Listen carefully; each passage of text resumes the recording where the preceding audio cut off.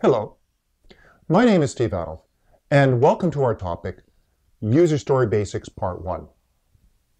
What are user stories, and why should we care? Well, if you recall the post-mortem story, we had a situation where a team had successfully delivered a project in terms of being on time, on budget, and probably delivered the defined scope. And yet, no one seemed particularly happy about this accomplishment.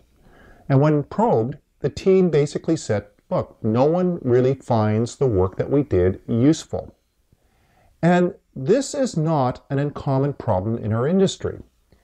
If you take data from the Standish Group, they find that some 65% of the features and systems that we build actually create no value for the stakeholders.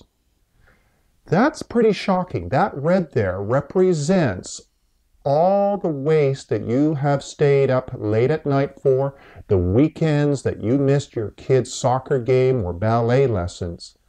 And so that's the real economics of software development.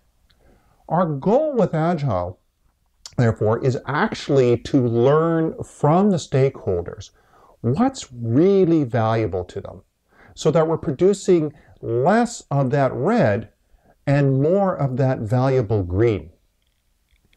One of the tools available to us in the Agile world to help us are the idea of user stories. Now, a user story is a pretty simple idea. It just simply captures something of value in a couple of sentences. It's another type of backlog item. As if you recall from other units you may have done, that all the work for a team is in the backlog. If it's not in the backlog, it doesn't get done. Therefore, a user story is just another type of backlog item, another thing on the team's to-do list. But user stories are a little bit special in some ways because their focus is on capturing value. And specifically, the real intent behind a user story is to see that when we finish it, if we cannot deliver to the stakeholder a very thin slice of end-to-end functionality to them.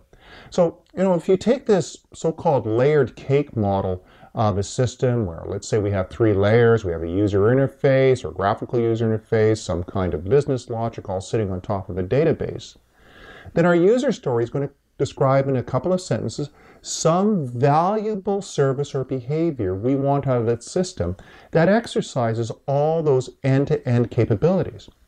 The intent being, of course, if we're able to deliver or quickly deliver thin slices of the system to the stakeholders and users, they can give us their feedback. And then we can quickly pivot to see whether or not that capability or feature we're trying to deliver to them really lives in that red, or is it in that valuable green?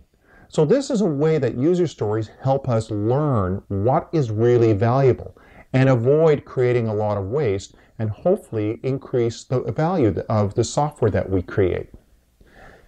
This is opposed to, sort of the more traditional approach that we take to software development, where we may develop the system in components or based on our standard requirements. So maybe we have a story that tells us to, or a requirement that tells us to make some database changes. We make some changes to the business logic, and then finally add on the graphical user interface.